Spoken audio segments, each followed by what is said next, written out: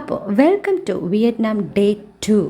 എനിക്കറിയാം ഒരുപാട് വൈകിയാണ് ഞാൻ ഈ വീഡിയോ ഇടുന്നത്. ഫസ്റ്റ് വീഡിയോ ഇട്ട് കഴിഞ്ഞ് ഇപ്പോൾ കുറേ നാളായി. ഈവൻ ഞങ്ങൾ വിയറ്റ്നാം പോയിട്ട് വന്നിട്ട് മാസങ്ങളായി. പക്ഷേ ഇപ്പോഴാണ് ഇത് ഇടാനുള്ളൊരു സൗകര്യം കിട്ടിയത്. ഓക്കെ, നമ്മൾ ബ്രേക്ക്ഫാസ്റ്റ് കഴിക്കാൻ പോകുന്ന സീനാണ് ഈ കാണുന്നത്. ബ്രേക്ക്ഫാസ്റ്റ് സ്പ്രെഡ് ഞാൻ നെക്സ്റ്റ് വീഡിയോയിൽ ഡീറ്റെയിൽ ആയിട്ട് കാണിക്കാം. ബ്യൂട്ടിഫുള്ളി അറേഞ്ച്ഡ് ആയിരുന്നു ആൻഡ് അടിപൊളി ബ്രേക്ക്ഫാസ്റ്റ് വരും. ഓക്കെ, ഇത്രയും വൈകിയാണെങ്കിലും ഞാൻ ഈ വീഡിയോ ഇടാനുള്ള കാരണം നമ്മളിപ്പോൾ കുറച്ച് കൺട്രീസ് ട്രാവൽ ചെയ്തല്ലോ. അപ്പോൾ തിരിഞ്ഞ് ആലോചിച്ച് നോക്കുമ്പോൾ ഡേ 1 എന്തായിരുന്നു, ഡേ 2 എന്തായിരുന്നു, നമ്മൾ പോയ സ്ഥലം എന്തായിരുന്നു, ഇതൊന്നും സത്യം പറഞ്ഞാൽ ഓർമ്മയില്ല. അപ്പോൾ ഡേ 1ൻ്റെ വീഡിയോ ഞാൻ അപ്ലോഡ് ചെയ്തതിന് ശേഷം ഓക്കെ അത് മതി, ഇനി വേണ്ട, മടിച്ചിരിക്കുകയായിരുന്നു. പക്ഷേ പിന്നീട് എനിക്ക് റിയലൈസേഷൻ വന്നു, നമ്മളിങ്ങനെ കുട്ടി വീഡിയോസ് എടുത്ത് വെക്കുന്നതല്ലാതെ പിന്നീടൊന്നും അതിരുന്ന് കഷ്ടപ്പെട്ടിരുന്ന് കാണാനേ പോകുന്നില്ല. എന്നാൽ പിന്നെ എല്ലാം കൂടെ അറേഞ്ച് ചെയ്ത് ഒറ്റ വീഡിയോ ആക്കി കഴിഞ്ഞാൽ നമുക്ക് പിന്നീട് വർഷങ്ങൾ കഴിഞ്ഞാണെങ്കിലും ഇതൊക്കെ കാണുമ്പോൾ ഓക്കെ അപ്പോൾ അന്ന് ഡേ 1 അതായിരുന്നു, ഡേ 2 ഇതായിരുന്നു ഒക്കെ ഒരു ഐഡിയ കിട്ടും. ഓക്കെ, ഇനി ഞാൻ വലിച്ചു നീട്ടുന്നില്ല. ഡേ 2ൻ്റെ ഫസ്റ്റ് ആക്ടിവിറ്റിക്ക് പോകാനുള്ള ഒരുക്കമായിരുന്നു ഇത്രയും നേരം. അങ്ങനെ ഡേ 2 ഫസ്റ്റ് ആക്ടിവിറ്റിക്ക് നമ്മൾ പോവാണ്. ഡേ 1ൽ ആക്ടിവിറ്റി ഒന്നുമില്ലായിരുന്നു, ഞങ്ങൾ കിടന്നുറങ്ങി. ആക്ടിവിറ്റി ഉണ്ടായിരുന്നു, നൈറ്റ് ഞങ്ങൾ പോയില്ല. അതെ, അതിന് ഞങ്ങൾ കിടന്നുറങ്ങി. ഞങ്ങൾക്ക് നല്ല ക്ഷീണം ഉണ്ടായിരുന്നു, ഞങ്ങൾ കിടന്നുറങ്ങി. അവരെല്ലാം ക്രൂസിൽ ഡിന്നർ പാർട്ടിക്ക് പോയി, ഞങ്ങൾ പോയില്ല. മറ്റുള്ള ആൾക്കാർ ചെയ്തതാണെന്നാണ് ഇവർ പറയുന്നത്. നമ്മുടെ ഫസ്റ്റ് ഡെസ്റ്റിനേഷനിലേക്ക് ഫ്രം ദി ഹോട്ടൽ നമുക്ക് നല്ല ദൂരം ട്രാവൽ ഉണ്ടായിരുന്നു. സോ ഇതൊരു പിറ്റ് സ്റ്റോപ്പാണ്. ഇവിടെ നമ്മൾ ഇറങ്ങി ചെന്നപ്പോൾ തന്നെ കാണുന്നത് കുറച്ച് ഹാൻഡിക്യാപ്ഡ് ആയിട്ടുള്ള ആൾക്കാരെയാണ്. ഇതെല്ലാം അവർ ചെയ്തതാണെന്നാണ് പറഞ്ഞത്. എനിക്കറിയില്ല അതിൻ്റെ ആധികാരികത എത്രത്തോളം ഉണ്ടെന്ന്. വീട്ടിലൊക്കെ കൊണ്ടുവയ്ക്കാൻ പറ്റുന്ന ഒരുപാട് നല്ല കാര്യങ്ങൾ ഞാൻ അവിടെ കണ്ടു. നമ്മളൊരു ടണലിലേക്ക് പോവുകയാണ്. ഭയങ്കര ഫേമസ് ആണ്. ഞാൻ ടണലിൻ്റെ പേര് മറന്നുപോയി. കൂച്ചി ടണൽസിലേക്കാണ് നമ്മൾ പോകുന്നത്. ഇത് അവിടുത്തെ ഒരു ഫേമസ് ഡെസ്റ്റിനേഷനാണ്. നമ്മുടെ ടോവിനോ തോമസിൻ്റെ വിയറ്റ്നാം ട്രിപ്പിൽ ഇവർ ഈ ടണലിലൊക്കെ പോയതായിട്ട് ഞാനിങ്ങനെ ഇൻസ്റ്റഗ്രാമിൽ പിക്ചറൊക്കെ കണ്ടായിരുന്നു. അതുകൊണ്ട് തന്നെ കുറച്ച് എക്സൈറ്റഡ് ആയിട്ടാണ് പോയത്. ഇതിനൊരു ഹിസ്റ്ററി ഉണ്ട്. ഹിസ്റ്ററിക്ക് ഞാൻ പിന്നെ പണ്ടേ വീക്ക് ആയതുകൊണ്ട് ഞാനിതൊക്കെ പറഞ്ഞു വന്നിട്ട് വല്ല കാര്യമുണ്ടോ എന്നറിയില്ല. പക്ഷേ ഇത് വിയറ്റ്നാമിൽ അവിടുത്തെ വാർ ടൈമിൽ എക്സ്പാൻഡ് ചെയ്യപ്പെട്ട, അതായത് 1940s എക്സ്പാൻഡ് ചെയ്യപ്പെട്ട ഒരു ടണലാണ്.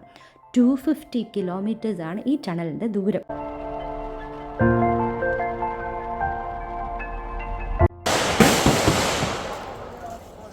ഞാൻ അതിനാണ് ഇതൊക്കെ എടുക്കുന്നത്. ഇപ്പം കേട്ട സൗണ്ടില്ലേ, അത് AK-47 സൗണ്ടാണ്. നമുക്കത് ഇവിടെ ട്രൈ ചെയ്യാൻ പറ്റും. നമുക്കിവിടെ 2 ആക്ടിവിറ്റിയാണ് ഉണ്ടായിരുന്നത്. ഒന്ന് ഈ AK-47 നമുക്ക് ഷൂട്ട് ചെയ്യാൻ പറ്റും. 2 നമുക്ക് ടണൽ എക്സ്പീരിയൻസ് ചെയ്യാൻ പറ്റും. നമ്മളൊരു ഗ്രൂപ്പ് ഓഫ് പീപ്പിൾ ആണല്ലോ പോയത്. അപ്പോൾ അതിനെ 2ആയിട്ട് ഡിവൈഡ് ചെയ്ത് കുറച്ച് പേര് ടണൽ എക്സ്പീരിയൻസ് ചെയ്യാൻ കൊണ്ടുപോയി. നമുക്ക് ഫസ്റ്റ് ഉണ്ടായിരുന്നത് AK-47 ആയിരുന്നു. പക്ഷെ അത് നല്ല ക്യൂ ആയിരുന്നുകൊണ്ട് ഞാൻ ചുമ്മാ അവിടെ ഇവിടെയൊക്കെ നടന്ന് കഴിഞ്ഞിട്ടാണ് ക്യൂവിൽ നിന്ന് നമ്മൾ AK-47 ട്രൈ ചെയ്യാൻ പോവാണ്. പക്ഷേ ഇത് കാണുന്ന പോലെ ഒന്നും അല്ല കേട്ടോ, ഭയങ്കര പാടായിരുന്നു.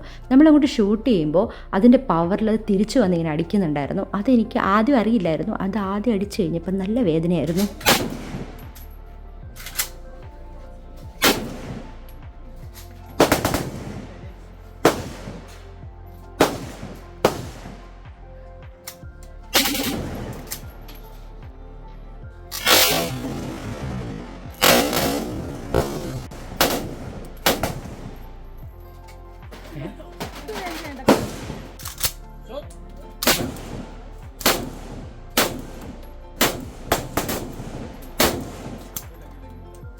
ശരിക്കും നമുക്ക് പെർ പേഴ്സൺ 10 ടൈംസ് ട്രൈ ചെയ്യാമായിരുന്നു. പക്ഷെ 3 ആയപ്പോഴത്തേക്കും ഞാൻ ആയുധം വെച്ച് കീഴടങ്ങി.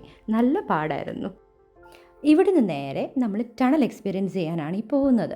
അവർ നമ്മളോട് പറഞ്ഞത് നമുക്കൊരു 60 മീറ്റർ എങ്ങാണ്ട് ടണൽ എക്സ്പീരിയൻസ് ചെയ്യാൻ തരാം എന്നാണ്. അപ്പം നമ്മൾ കയറുന്നതിന് മുന്നേ വൻ പുച്ഛം. ഈ 60 മീറ്ററൊക്കെ എക്സ്പീരിയൻസ് ചെയ്തിട്ട് എന്ത് കിട്ടാനാണ്? കാരണം അവർ ഓൾറെഡി പറഞ്ഞിരുന്നത് 250 കിലോമീറ്റേഴ്സോളം നീളമുള്ള ഒരു സാധനമാണെന്നൊക്കെ പറഞ്ഞ് ഇതിൻ്റെ ഹിസ്റ്ററി പറഞ്ഞു തന്നുകൊണ്ടേയാണ് നമ്മൾ പോകുന്നത്.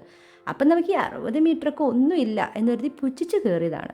പക്ഷേ ഇത് ഭയങ്കര ഒരു എക്സ്പീരിയൻസ് ആയിരുന്നു. എനിക്ക് ഈ വീഡിയോയിൽ കാണുന്ന പോലെ തന്നെ നമ്മൾ ഓരോ സ്റ്റെപ്പ് ഇറങ്ങി വരുമ്പോഴത്തേക്കും ഇതിൻ്റെ ആ വലിപ്പം കുറഞ്ഞു വരികയാണ്. നമുക്ക് ആദ്യം നിന്നോണ്ട് ഇറങ്ങായിരുന്നു, പിന്നെ നമ്മൾ ഇരുന്നു, പിന്നെ നമ്മൾ മുട്ടയിൽ കുത്തി.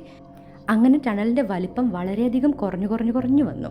നമ്മളടുത്ത് ആദ്യമേ പറഞ്ഞിട്ടുണ്ടായിരുന്നു, വൺസ് നമ്മൾ ഇതിനകത്ത് കയറിക്കഴിഞ്ഞാൽ കയറിയ വഴി തിരിച്ചിറങ്ങാൻ പറ്റില്ല, നമ്മൾ പോയിക്കൊണ്ട് തന്നെ ഇരിക്കണം. നമ്മൾ പകുതി എന്നപ്പോഴത്തേക്ക് പെട്ട അവസ്ഥയായി. തിരിച്ചു പോകാനും പറ്റില്ല, മുന്നോട്ടൊട്ട് നീങ്ങാനും വയ്യ.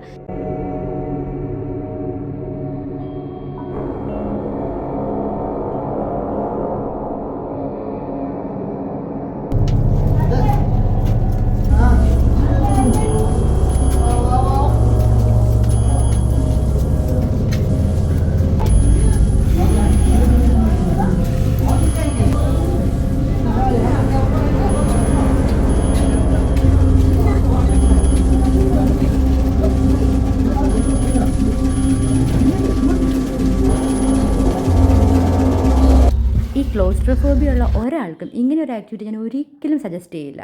ബിക്കോസ് എനിക്കതുണ്ട്.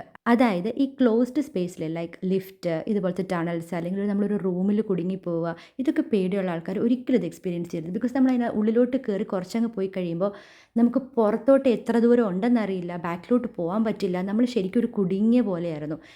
ഞാൻ വിയർത്ത് കുളിച്ചു പോയി പേടിച്ചിട്ട്. മൊത്തത്തിൽ കൂറ്റിയിരുട്ടും, അവിടെയും ഇവിടെയും കുറച്ച് ലൈറ്റ്, പിന്നെ നമുക്ക് മുട്ടയിൽ എഴിഞ്ഞ് പോകാനുള്ള സ്പേസ് മാത്രം. അപ്പോൾ സ്വാഭാവികമായിട്ടും ആരായാലും പേടിച്ചു പോകും. പിന്നെ ഈ ഫ്രണ്ടിൽ പോകുന്ന ഫാമിലി, റോഷ്ന ആൻറ്റിയും ഫാമിലിയും നമ്മൾ ഈ ട്രിപ്പിൽ വെച്ച് പരിചയപ്പെട്ടതാണ്. ഈ ട്രിപ്പിൽ ഓൾമോസ്റ്റ് എല്ലാ ആക്ടിവിറ്റീസിലും നമ്മൾ ഒന്നിച്ച് തന്നെയായിരുന്നു. നല്ലൊരു കൂട്ടായിരുന്നു. ഓക്കെ, അങ്ങനെ നമ്മൾ ടണലൊക്കെ എക്സ്പീരിയൻസ് ചെയ്ത് നേരെ നമ്മുടെ ഇന്ത്യൻ റെസ്റ്റോറൻറ്റിലേക്ക് ലഞ്ചിനായിട്ട് പോയി.